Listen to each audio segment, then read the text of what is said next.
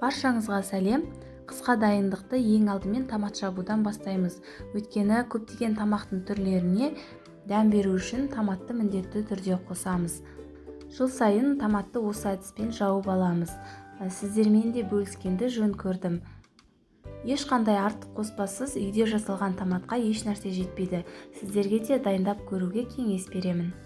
Бұл жерде шамамен 40 литр томат шығады. Қажет құрамының барлығын төменгі описанияға жазып қоямын. Құрамының барлығын алдын ала жуып тазалап дайындап қоямыз.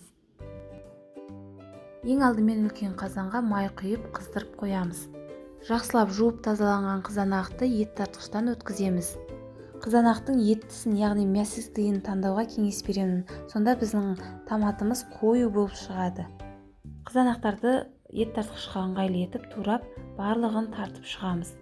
Тартылған қызанақты қызып тұрған майға құйып араластырамыз.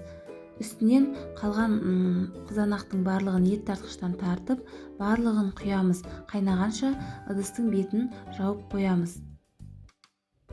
Оған дейін қызыл бұрыштардың барлығын тазалап жуып ет тартқыштан тартып қоюымыз қажет. Қызанақ қайнағаннан кейін қақпағын осылай ашып қойып қайнатамыз. Өйткені бойындағы артық сулар тартылуы қажет. Араластырып отыруды ұмытпаймыз, қатты отта тұрады. Оған дейін қызыл бұрыштарды ет тартқыштан тартып дайындап қоюымыз қажет. Бұрыштың тек қызыл түрін таңдаймыз және еттісін таңдаған дұрыс. Қызыл бұрыштың барлығын ет тартқыштан тартып қосуға да болады, немесе жарты бөлігін алып қалып турап қосуға да болады.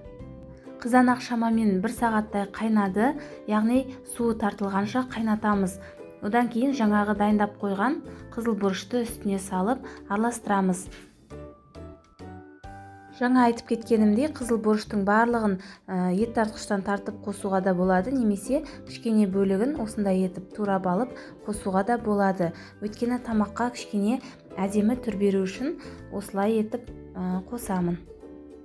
Барлық қызыл бұрышты қосып болғаннан кейін үстіне тұзын салып жақсылап араластырамыз. Татымына қарай тұзын саламыз, одан кейін барлығын жақсылап араластырып, тез қайнау үшін қақпағын жауып қоямыз. Қайнағаннан кейін ашып қайнатамыз, шамамен 1 сағаттай тұруы қажет. Банкіге құяр алдынан жарты сағат бұрын ас көкті осылай етіп турап алып, қосып араластырамыз.